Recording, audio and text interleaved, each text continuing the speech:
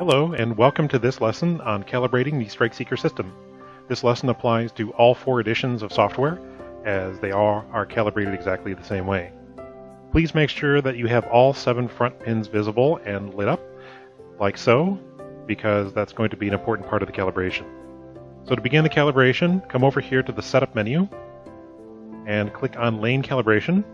That brings up this box here, highlighted in blue. And as you can see, there are 2 main steps. Step 1 is to tell the software what the shape of the lane is, and step 2 is to set up the readings. So that's going to tell the software where to read the board numbers and where to read the pins. So as you can see here, outlined by the shape in yellow, that the calibration isn't very good right now, so we need to adjust it.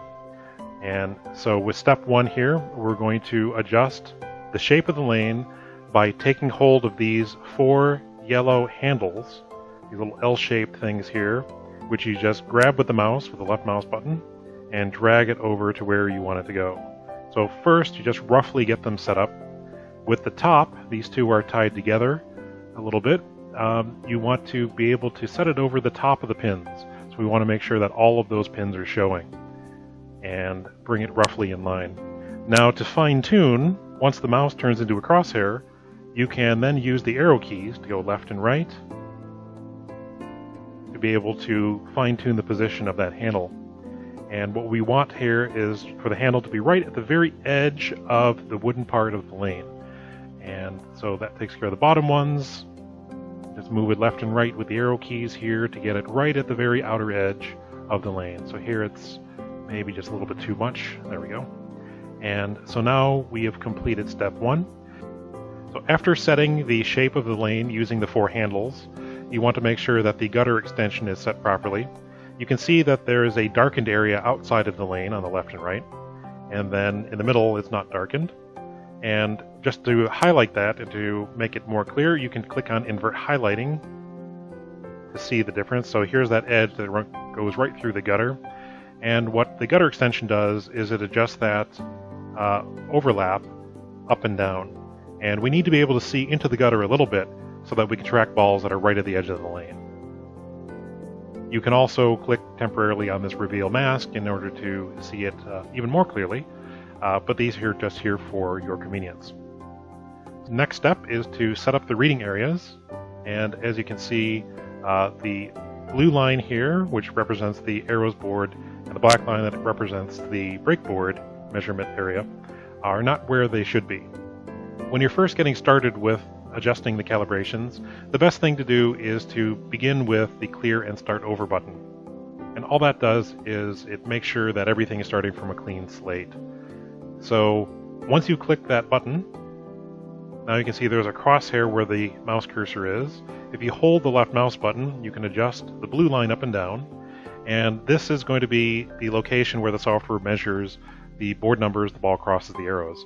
Now, the shape of the arrows on the lane is this chevron shape, but we have a straight line across. So it works best to place the line around the second set of arrows here and just let go to leave it there. And as you see, it takes some guesses as to where the other line should go. And they'll be approximately right, but they will need some adjusting. To begin with, let's go to the breakboard. So let's click on that. And then we're going to set up the default breakboard measuring point at 40 feet, which is the beginning of the range markers there. So we'll let go, and that one is set. And then we're going to set the pin line. The pin line is important because it's going to read the state of the pins before and after every shot, so that I can tell you whether you got a strike, whether you did not get a strike, it was just a first ball, whether you're throwing a second ball and therefore could not have gotten a strike, or if you ended up in the gutter. And so the way to set this is to adjust the shape of the pins so that the line follows the shape of the bellies of the pins, the thickest part of the pins here. And we want to click and drag this so that the purple line goes through the heart of all the pins like so. And then release the mouse button to leave that there. There are a few other things that you can do to fine tune. If we go back to the arrows board line for a moment, there's the board adjustment, And as you can see here, the yellow line, which is the outline of the lane, is a little bit wider than it was where we set it here. So here we've put it right at the very edge, but now it's wider by a little bit. And this is because of the perspective correction for the round ball as it moves left and right of the center line on the lane. And this is needed to give accurate board measurements.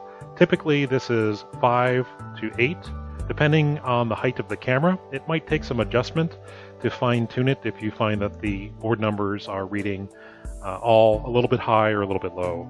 And so just come back here and give this an adjustment. The other things that we have not yet talked about are the green and red boxes at the bottom and at the top. And basically what you need to know about this is that balls that enter at the bottom of the screen inside the green box will be tracked, and they will be tracked all the way through, disappearing either into the gutter or through the pins inside the red box up here. These are not adjustable. You don't need to adjust them, but it's just there to show you where they are. The other thing that's visible here is a dark green line. It's almost hidden, but that is connected with a bright green arrow to an orange line, and the distance between the green line here and the orange line here is where the ball speed is measured. So as the ball crosses that line, we record the time, and as it crosses this orange line, you record the time again.